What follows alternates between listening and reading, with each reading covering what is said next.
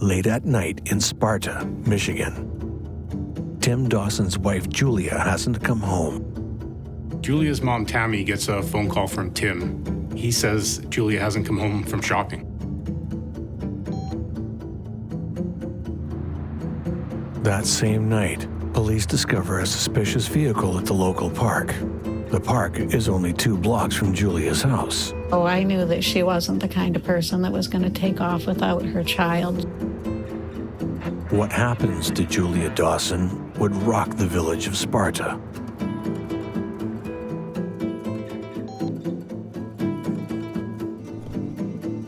No matter how old your child is, parents always worry about their children. Julia's mom, Tammy, knows she may have seen her alive for the last time.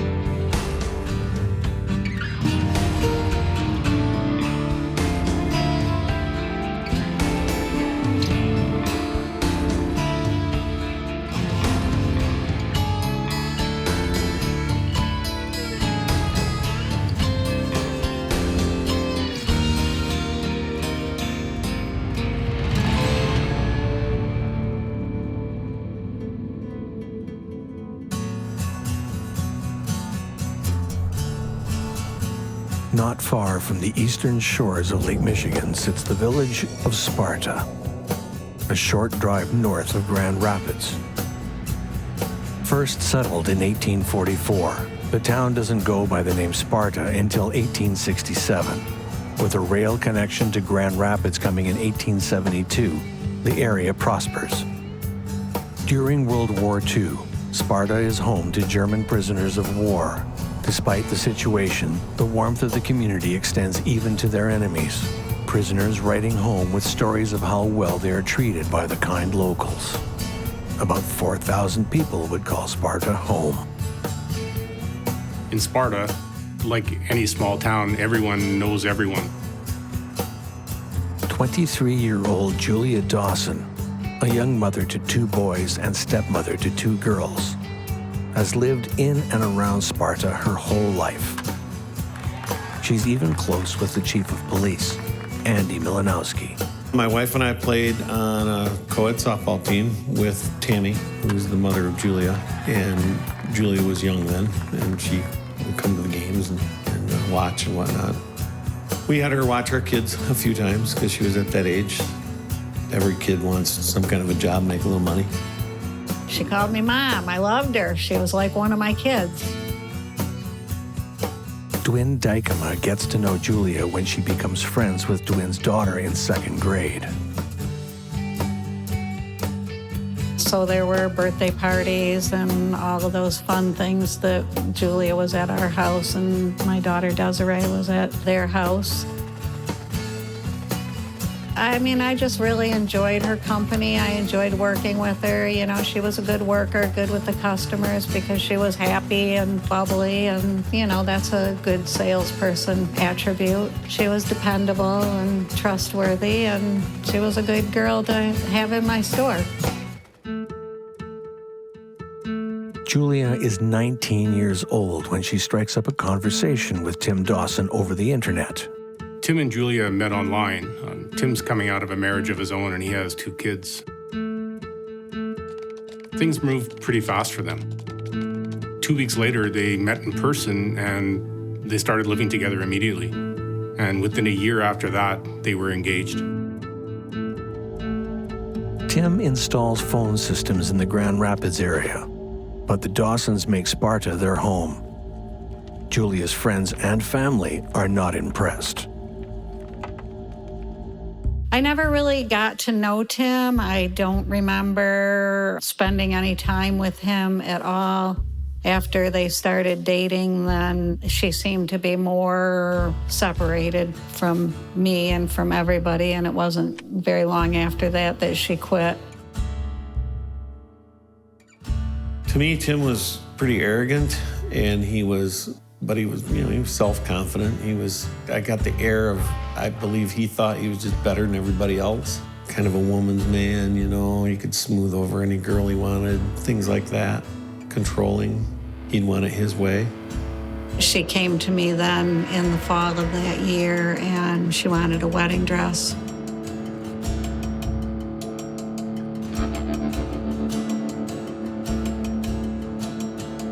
When she came, she had the hand mark on her neck, and then she had bruises on her arms.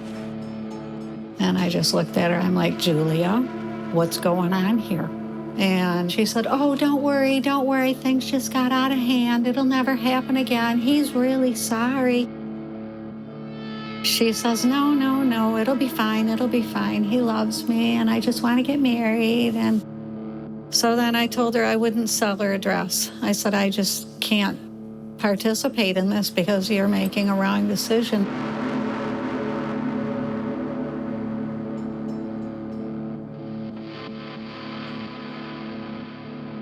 After the wedding, Julia works the midnight shift at a plastics plant. She tells co-workers of her troubled marriage. I think Tammy felt that this was a mistake from the start, meeting a guy online that she never knew for a very long time, and it went really fast.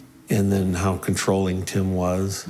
So she just saw that her daughter was under that spell. And once that lovesick stuff wears off, then Julia started understanding it. On December 10th, 2004, Julia phones her mother, Tammy, and tells her to get her room ready. She's coming home. Julia doesn't show up. The next day, Tammy receives a phone call from Tim. Tim calls Julia's parents and tells them Julia hasn't come back from a day of shopping. She's left him with the kids. Tim asks Tammy if she's seen Julia, and she says no, she hasn't. Tim didn't seem overly concerned with the fact that Tammy didn't know where Julia was. After Tammy hangs up the phone from speaking with Tim, she has an inkling she may never see Julia again.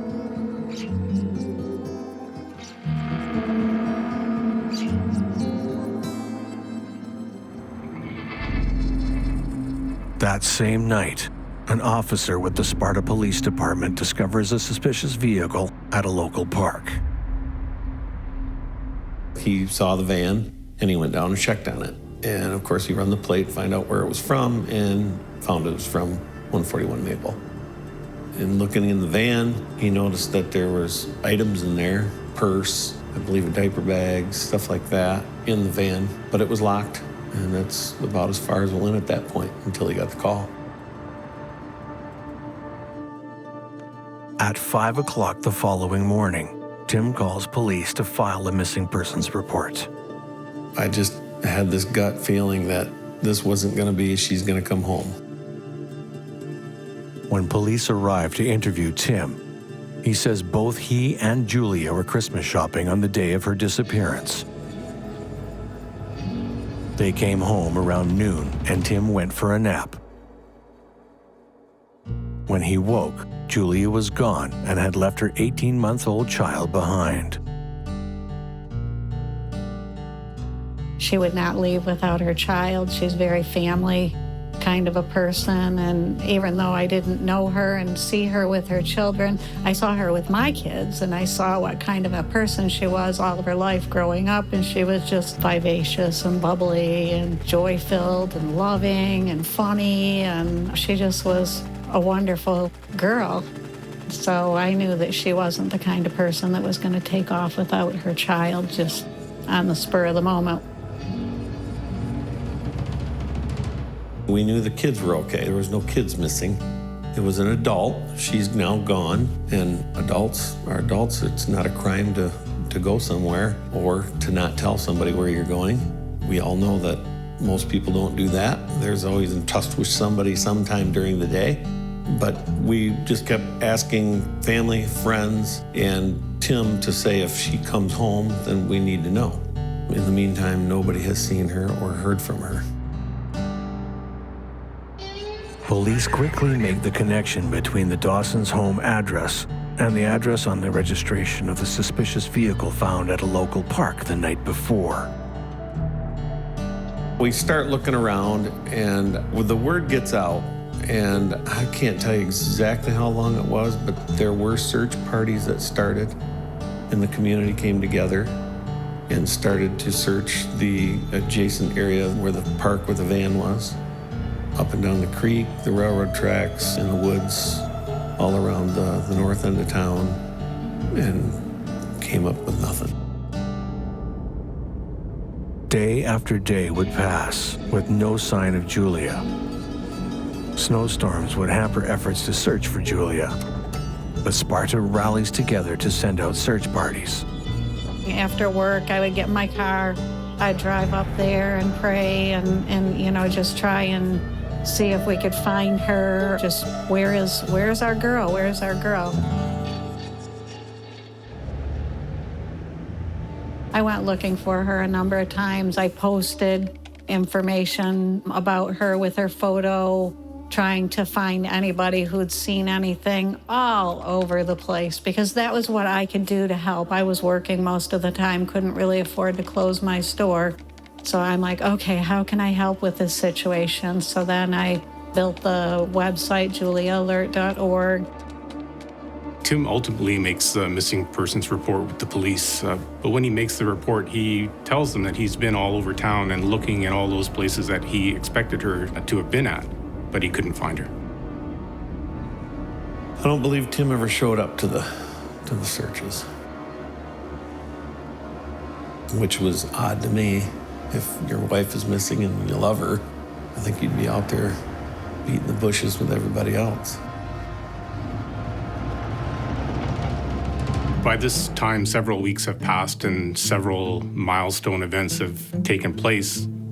Christmas and New Year's, her parents' anniversary. The entire town of Sparta has essentially been looking for her with no results. But suddenly Tim finds a clue in the house. He had made a phone call to us and said he found her rings, and they were in the bathroom up in a cup on a shelf. So one of the questions that has to be asked is why would somebody hide their wedding rings in a cup and then just disappear? It leads to the question of, is it plausible that she would just abandon their marriage at this point and leave those behind? It would be 22 days before the village of Sparta would find out. Where's Julia?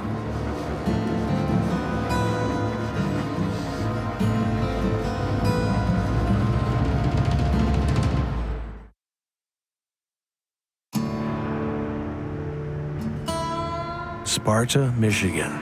Population 4,000. During the 1960s, Sparta becomes home to a highly collectible record label, releasing 45s by many local acts, including Michigan Rock Hall of Famers, fostering an exciting culture of joy and wonder in the area. One that spreads to residents like Julia Dawson. She was just vivacious and bubbly and joy-filled and loving and funny, and she just was a wonderful girl. So I knew that she wasn't the kind of person that was going to take off without her child just on the spur of the moment. Julia's husband Tim wakes up from a nap, and Julia is missing. Police discover a van registered to Tim and Julia left locked at a nearby park. Inside, a diaper bag stuffed full of diapers, along with a purse. And then, a break in the case. A few days after Julia's disappearance, a couple finds a coat on the side of the road. And they decided to bring it into the police. In the pocket was a ID card, And that ID card came back to Julia where she worked. So with that, we started to concentrate searching north. I spent quite a few hours myself walking edges of the highways up there looking for her.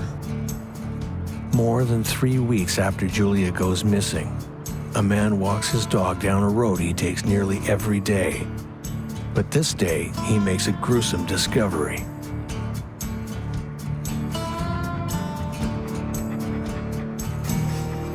I believe a car was coming, which is, that road does not get much traffic at all. The subject moved over onto the gravel with their dogs to let the car go by. And at that point, they were walking next to the guardrail and they saw her on the other side.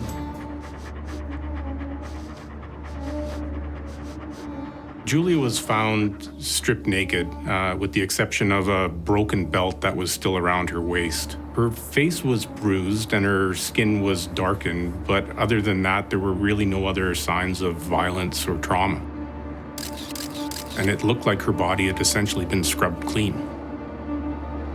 When the head rests below the body, a certain pooling of the blood called lividity starts, and that actually creates a purplish sort of blue coloration to the skin. Postmortem is likely to blame for the discoloration of Julia's skin. She had been exposed to the elements of Mother Nature, meaning the sun and the snow, for a significant time, and that was approximately 3 weeks. I wouldn't have been able to recognize her, facial recognition. She was face down, but she had a tattoo on her ankle area. We knew what kind of tattoo it was and where it was, and we did find one there. On January 3rd, 2005, 22 days after Julia was last seen, her mother gets a knock on the door that no parent wants to receive. Sparta's a small town and rumors spread pretty quickly. Lots of people have their own suspicions about what happened.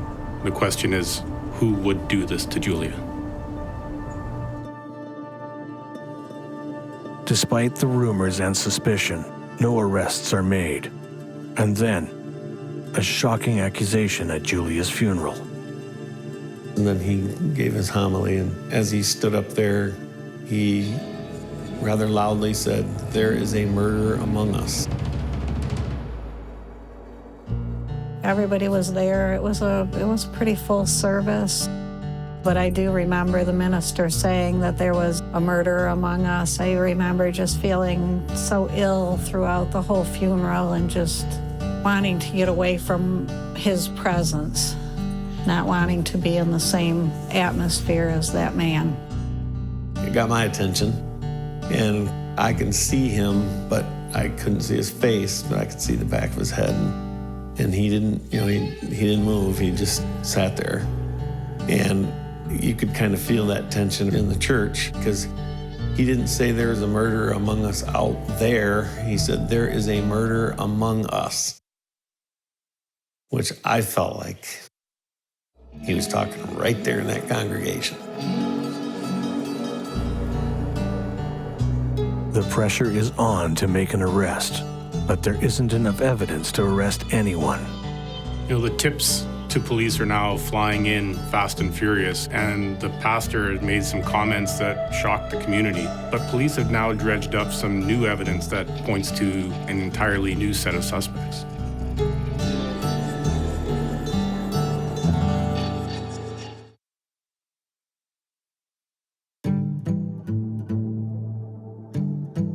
December 11th, 2004. After a morning of Christmas shopping with his wife, Julia, Tim Dawson says when he wakes up from a nap, Julia is gone. Police often open tip lines so that the public has an opportunity to share any information they may have, but the information that the police receive isn't widely known to the community.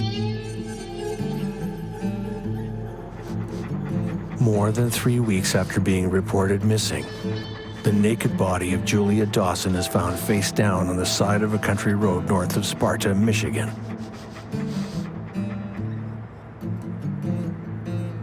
The rumor mill might be rampant at this point, but the community is unaware that the police are actively working on evidence that points to 2 new suspects at this point. We keep an open mind because when you start getting tips, you got to look at all of it, because I really don't want to charge or convict an innocent person for something they might not have done. So it's always best to look at every angle. I'd say 2 or 3 what you'd call more solid. A second suspicious vehicle is connected with the case. The night of Julia's disappearance, police see a car at the park where the Dawson's minivan was left. Investigators have learned at this point that a vehicle of the same make, model, and color is registered to a Dwin Dykema. And Dwin's been coming to Sparta more frequently recently under the guise of looking for some space to rent. Could the woman who had set up JuliaAlert.org and who had known Julia most of her life be responsible for her murder? They had a detective who was following me for months, and I just laugh about it. And he's like, yeah, she has a really boring life, because it's like I work and I go home and I work and I go home, and maybe once in a while I might go out and have a drink with friends, but by and large I have a really boring life. Investigators realize this possibility doesn't hold any water. They turn their attention to another scenario. Police get word of the fact that Julia has been involved with this Grand Rapids kink scene, and they wonder if her activities in that group may have somehow led to her murder. Perhaps she met someone online who was part of this kink community. An individual that is found face down and naked in the snow, such as Julia, had only one personal item found on her, which was her broken belt. Finding a woman that is naked outside, that is already a red flag and a suspicious death. We call in the forensic identification experts, and we would be working with the homicide detectives almost immediately. Before she's found, Tim tells police he believes Julia has run off with someone she's met on a kink message board. If we remember that Julia and Tim met online, this might be an explanation as to why Julia would leave her wedding rings behind. Obviously, you look into that. From my recollection, we didn't find anything that would really remotely lead to the fact that she's that promiscuous or doing things, what he's trying to tell us. In fact, I think we found out the opposite, that she would tell some of her friends how he would abuse her, and even, I believe, abuse her sexually. While other theories get ruled out, the evidence continues to mount against Tim Dawson as a suspect in his wife Julia's murder. Up to this point, we, and the detectives, I would say, pretty much caught him in several lies of different things about that night. One of them being that he went to look for her and drove a route looking for her, but he never went past, I believe it might have been 6 Mile Road. And yet his cell record showed that his cell phone was pinging off towers not in that area and well to the north of that area. And so we were thinking, well, you say you went down there, but your phone's pinging up over here. Why? I think it's because he went and dumped the coat at that point, and he was just trying to throw us off. So one of the things that doesn't sit well with investigators when they first come to interview Tim is that he's preoccupied with something else. He claims it's a mess that's been made by the dog. Officers tell Chief Andy Milanowski that there's a very large spot on the carpet that Tim has been cleaning with bleach. You don't need to be a forensic expert or specialist to understand that bleach should never be used on a carpet. Tim tells police his dog has worms and has left a stain on the carpet. He told me it looked very suspicious. He said there was a very big cleaned spot on the carpet in the entryway. And it was pretty good size. He noticed a carpet sweeper, stuff in the sink, like hair and stuff, like he was cleaning out the sweeper. All the evidence may suggest that Tim Dawson is suspicious, but none of it is enough to lay charges. And as soon as the coroner completes an autopsy on Julia, Tim has her body cremated. According to Michigan state law, once the autopsy is completed, Tim Dawson can cremate Julia's body even though the investigation is still ongoing. He was allowed to cremate her, which that made me angry as well, because I feel like in a situation like that where there's questionable death, obviously, then they should not be allowed to dispose of the evidence, that the evidence should be made available or accessible. It's almost as if Tim is taunting the police at this point, and it seems as though he believes that if they were going to arrest him, they would have done it by now. In April, Tim stops cooperating with police. We had put a GPS on his truck prior to him leaving. Tim Dawson has taken his kids from Sparta, Michigan, to a trailer park in Texas. So it's around this time that Tim moves to Texas. He's packed up his kids and left Sparta. Police are aware that the investigation is growing cold, and they really need to find some evidence at this point.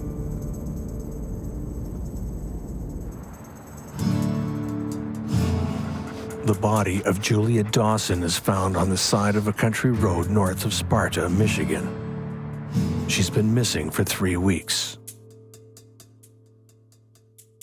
Julia was beloved by many in Sparta, but her husband, Tim, draws the suspicion of many in her murder. Many believe Julia is abused by Tim before she is murdered, and by April of 2005, investigators point to Tim as the lone suspect in Julia's death. Investigators are aware of the fact that the longer it takes to bring a case to a close, the more difficult it is to actually come to a resolution. And even though they are fairly certain who's responsible for this, they need a break in the case in order to move forward. Results come in from the autopsy performed before Julia was cremated and provide vital clues about what happened. What narrows down the approximate date and time of death is the contents that were found in Julia's stomach. Back before, when Tim was still speaking to police about the investigation, he did mention details about their last meal together. So police actually went and found the contents of that meal in Julia's stomach. The digestive system grinds to a halt when the person dies. So essentially, the body will still create gastric contact fluids, but it won't digest them. They would just sit stagnant within the stomach. The autopsy also reveals that there was a small ligature mark that was found around Julia's neck, and that there was a small fracture next to her left ear. A local chiropractor tells police that Tim's young son was there the night of the murder. This likely places the boy at the scene where the body was dumped.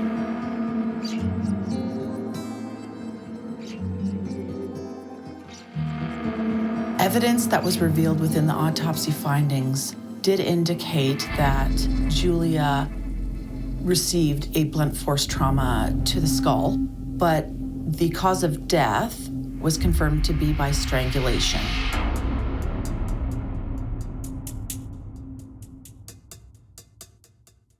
The markings led law enforcement to believe Julia was murdered, stripped of her clothing, and then wrapped in plastic. They suspected that Julia's body was wrapped in plastic to maintain all of the trace elements of evidence before her body was moved. The autopsy also uncovers markings on the skin consistent with the body being wrapped.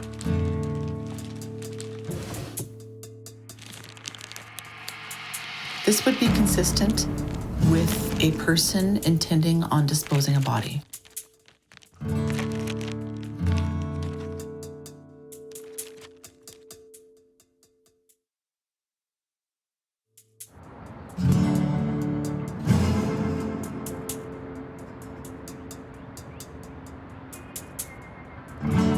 The evidence is mounting and seems to point to Julia Dawson's husband, Tim, as being responsible for her murder. Also the seat, when we looked in the van, checked the forensics check, the seat was way back, and Julia didn't drive with the seat that far back.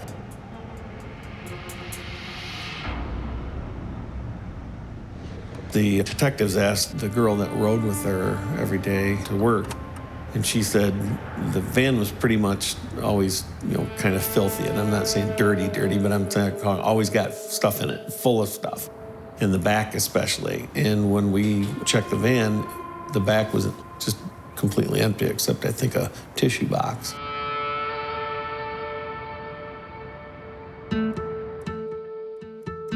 Tim's mother had said that the child, who was 18 months old at the time, I believe, came out of the bedroom with something in his mouth. And she wondered what it was, and she went over there to get it out so he didn't choke on it. It was the other half of the ring.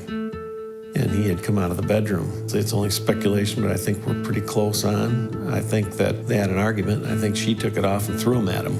And he only found one half, and the child found the other.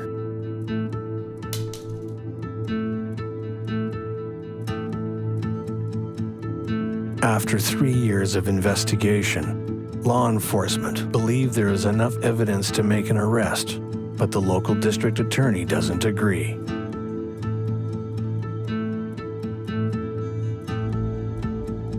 So there's actually no statute of limitations on murder. So what that means is in a case like this, where the evidence at this point is too circumstantial for the district attorney to feel that there's enough evidence to convince a jury beyond a reasonable doubt, they can wait until more compelling evidence comes forward. For example, a confession that may appear at some point.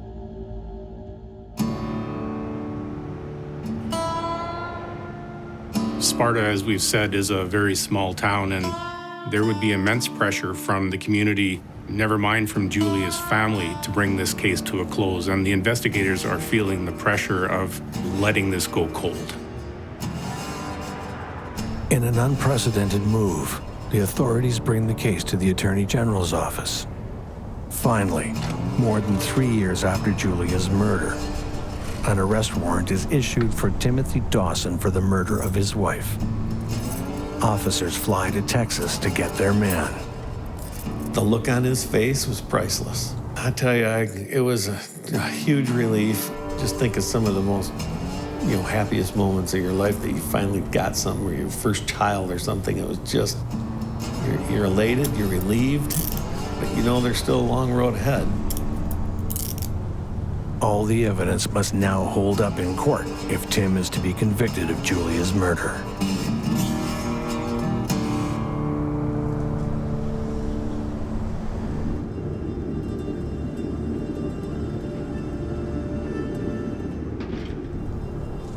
Chief Andy Milanowski gets his man in Texas. Tim Dawson is arrested for the murder of his wife Julia 3 years earlier in Sparta, Michigan. A village of 4,000 located east of Lake Michigan, the people of Sparta mobilize to find Julia when she goes missing. When Julia's body is found, the town obviously started to talk about it, and the overwhelming opinion at this point is that Tim is responsible, including by Julia's family. With all of the resources that go into a prosecution, as well as the impact on the various parties involved, the prosecutor has to be absolutely certain that they have enough evidence to put before a jury to prove their case before they take it to court. Defense attorneys paint the Dawsons' marriage as a normal one with ups and downs. They present letters Julia writes to Tim days before her murder. Julia writes that she would love Tim forever. So the job of the defense in a criminal proceeding is to show that there is reasonable doubt in the prosecutor's case. So they're going to do whatever they can to pick that case apart and try to show that there is, at the very least, reasonable doubt there. So in this situation, the defense tries to argue that Julia was actually having an affair with a coworker and that they were seen together shortly before she disappeared. The defense subpoenas Dwin Dykema to stand for the defense. Dwin's called by the defense to testify that her and Julia were part of the same online kink forum in Grand Rapids. This is relevant because there's some bruising on Julia's neck, and the defense is going to argue could be a product of this kink lifestyle and not of an abusive marriage.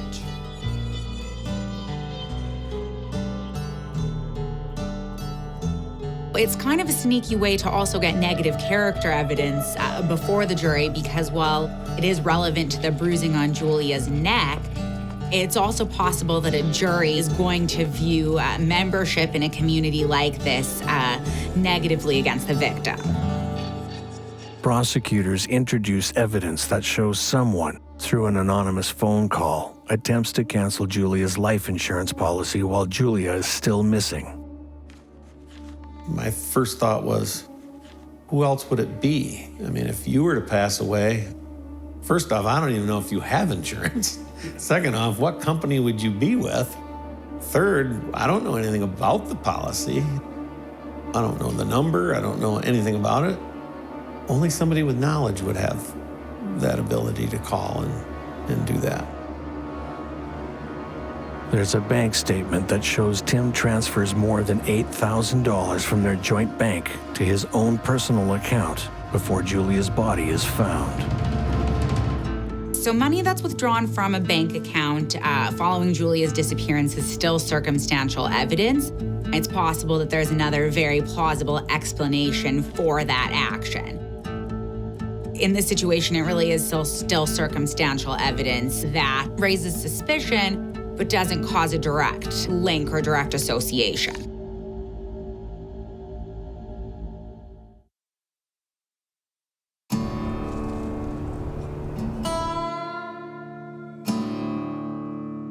Convicted murderer Marvin Snyder takes the stand for the prosecution. Snyder is serving a bid of up to 150 years for the murder of his own wife. Marvin Snyder's one of Tim's cellmates. And Snyder's doing a very lengthy sentence for the murder of his own wife. Snyder secretly journals the conversations he has with his cellmates. According to Marvin Snyder's testimony, Tim becomes enraged after learning that his wife Julia is planning to leave him. Before she's able to take her son and get back to her mother's house, the couple begin to argue in the kitchen. Tempers flare. Julia's had enough and throws her wedding rings away. As she's about to walk out the door, things turn for the worse, and Tim loses control. Tim copies a case he had seen on a true crime television show, where the husband attempts to make the murder of his wife look like a random rape and murder. But first he has to clean up the evidence at his own home. He bleaches the carpets and then wraps Julia's body in plastic, hoping to prevent any blood or other evidence from being spread around as he transports her body.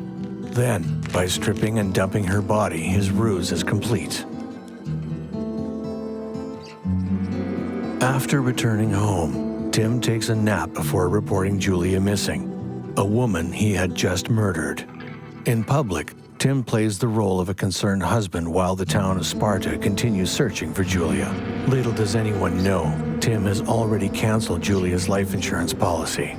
He then decides to leave town, moving to Texas to start a new life. But Sparta's law enforcement finally obtains the evidence they need, and a local district attorney is able to press charges. Tim is arrested.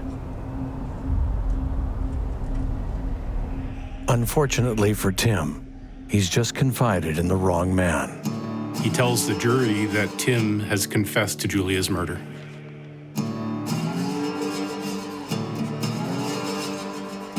Tim tells Snyder Julia was ready to pack a bag, take the kids and leave him. So he hit her, choked her to death, and then generally freaked out. Tim tells Snyder about cleaning the carpet with bleach. He then carefully wraps Julia in plastic before driving to dispose of the body and the rest of the evidence.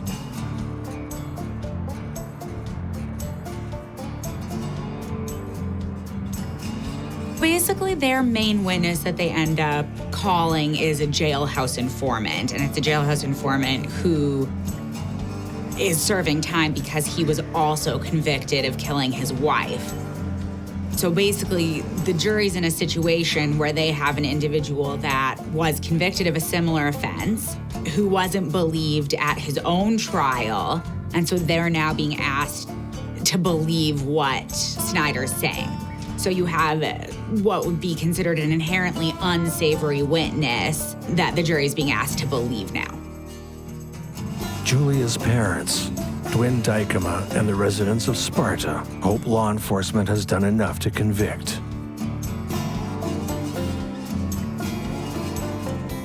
After hearing from 80 witnesses and reviewing 100 exhibits, almost 4 years after Julia had been murdered, the jury finds Tim Dawson guilty of murder in the first degree. So the prosecution's jailhouse informant, Marvin Snyder, was successful. The jury did believe him and did convict Tim Dawson of the murder of his wife. Well, that was just a lot of hugs, a lot of happiness, yep, and sadness all in the same.